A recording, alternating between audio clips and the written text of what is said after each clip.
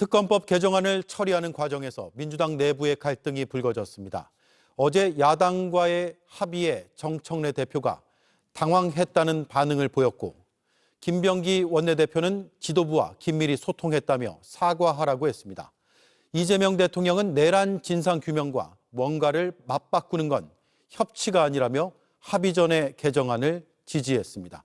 김필중 기자의 보도입니다.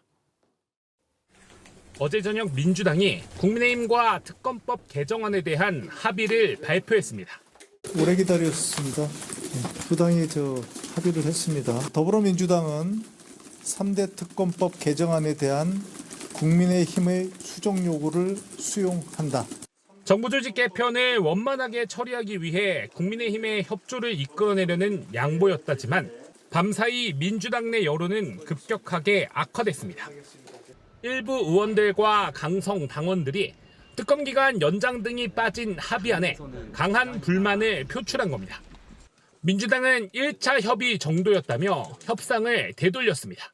어제 협상안은 제가 수용할 수 없었고 또 지도부의 뜻과도 다르기 때문에 어제 바로 재협상을 지시했습니다.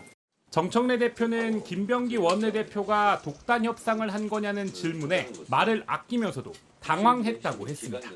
사전에 대표님하고 상의가 없이 원내대표님이 먼저 결정을 내리셨다는 건가요? 원내대표님도 고생을 많이 하셨고 했지만 저희 지도부 뜻과는 많이 다른 것이어서 저도 어제 많이 당황했고. 기자회견에서 질문을 받은 이재명 대통령도 자신이 바라지 않았던 합의라고 했습니다. 내란의 진실을 규명해서 철저하게 진상을 규명하고 상하는 책임을 물어서 다시는 못하게 이런 거 꿈도 못 꾸게 만드는 거는 아주 민주공화국의 본질적인 가치 아닙니까? 그거 어떻게 맞바꿔요? 김병기 원내대표는 당 지도부와도 긴밀하게 소통했다며 정청래 대표에게 사과를 요구했습니다. 정 대표는 의원총회에서 사과했지만 당대표께서 우리 당원과 국민 그리고 의원께 본인의 부덕에 소치라면서 이렇게 사과를 하셨습니다. 김병기 원내대표님을 향한 사과도 포함되는 건지와 국민의힘에 대한 사과도 포함되는지. 그런 건 아니고요. 그러니까 이런 과정들에 대한 과정들이 매끄럽지 않은 거에 대해서 김 원내대표를 향한 사과는 아니라며 불씨를 남겼습니다. JTBC 김필준입니다. 그럼 김병기는 왜 합의했느냐? 어떻게 분석하세요? 과거에도 양당의 원내대표가 만나서 합의문까지 작성했다가 각 당의 의원총회에서 추인을 못 받아서 그 합의가 무효화되는 경우가 왕왕 있었습니다. 이게 이번에 처음 있는 일은 아니고요.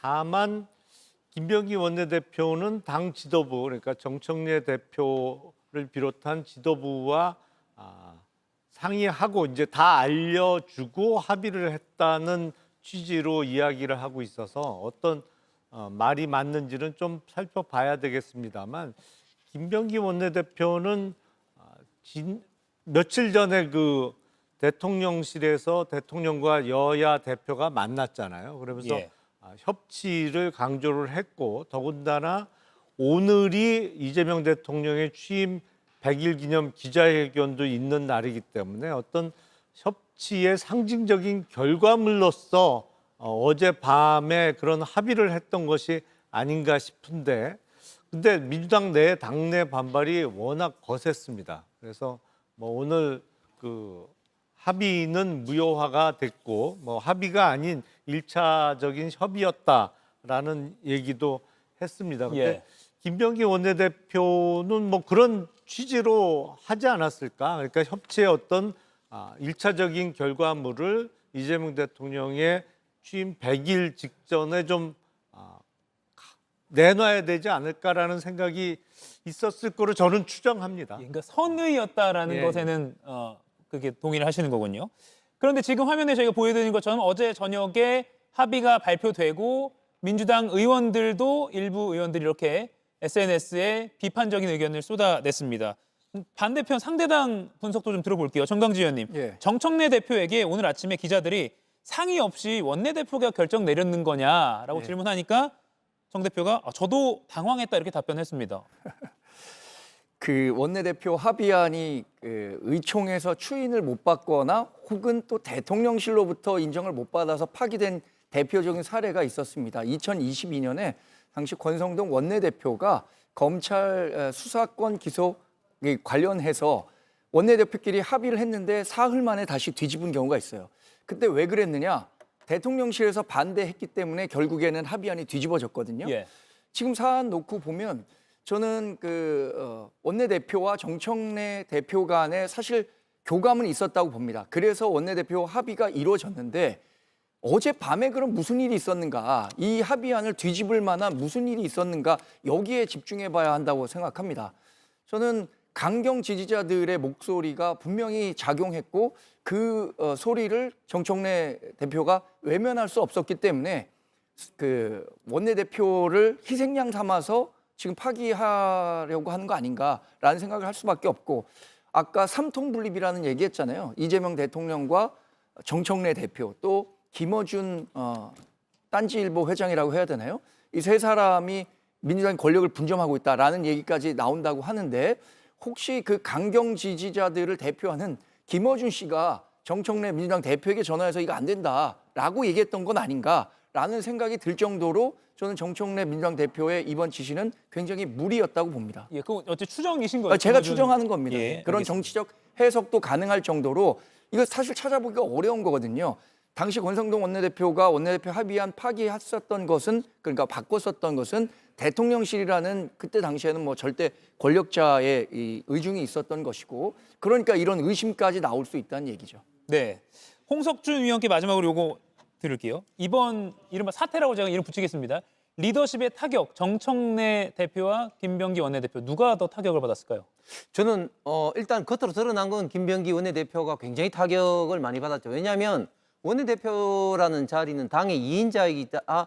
또 원내 관련된 것은 총괄 사령탑입니다. 사실은 당 지도부, 당 대표보다도 더 원내 역할에 있어서는 원내대표가 할 어떤 권한입니다. 그런데도 불구하고 합의된 것을 지금 이렇게 뒤집히기 때문에 일단 겉으로는 김병기 원내대표가 뭐 더 타격이 오겠지만, 그럼에도 불구하고 당대표 정청래 그 의원의 타격도 저는 굉장히 크다고 보고, 제가 소원석 의원하고 통화를 해보니까 어제 점심 직후부터 예. 7시 넘어서까지 그 김병기 원내대표당과 계속해서 협의를 했답니다. 예. 그렇게 되면서 계속해서 김병기 원내대표도 당연히 대통령실과 그리고 당 지도부하고 계속해서 교감을 주고받았죠. 원래 원내대표가 협상을 할 때 당연히 이제 대통령실 최소한 뭐 정무수석이라든지 또 당대표와는 당연히 교감을 주고받으면서 협상을 진행합니다. 뭐 그런데 합의를 하고 난 다음에 그 발표가 나니까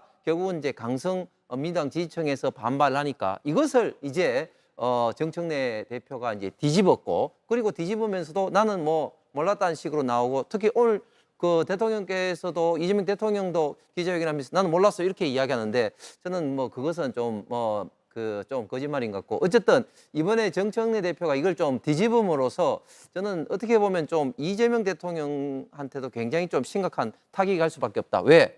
월요일 날 이렇게 분위기 좋게 이렇게 이제 뭔가 좀 여야 협치했던 그런 모드가 되고, 만약에 됐으면 이 결과물이 상당히 이제 구체적으로 나왔다는 그런 인식을 갈 수밖에 없는데, 이것이 이제 합의를 봤는데 이걸 뒤집었으니까 결국은 이제 강성 지지층에 끌려가는 이런 어떤 모습이 나온 것은 결국은 이재명 대통령에게도, 특히 또 정청래 대표에게도 저는 크게 보면 좋지 않다고 봅니다. 예. 근데 방금 말씀하신 짧게요. 아마 대통령도 알았을 거라는 거는 정말 그 추측일 뿐만 아니라 아닌 경우가 많았습니다. 이제 대표적으로 양당의 원내대표가 합의했다가 뭐 크게 난리가 난 게, 박근혜 정부 시절에 당시 유승민 원내대표가 대통령령에 대해서 국회 일종의 심의권을 부여하는 안을 야당과 합의했다가 종국적으로는 원내대표직에서 물러나는 사태까지 번졌는데, 그 합의 발표할 때까지 청와대에서 대통령실에서 전혀 몰랐거든요. 원내대표가 협상하면서 뭐 항상 대통령실에게 연락해서 어떤 허락을 득하고 합의하는 건 절대 아닙니다. 그거는. 알겠습니다. 지금 민주당에서 계속 또 이야기를 나오고 있기 때문에 이건 지금은 추정과 추측으로 저희가 좀 토론할 수밖에 없는 상황이라 조금 더 이야기가 나오면 정확한 또 상황 판단이 가능할 것 같습니다.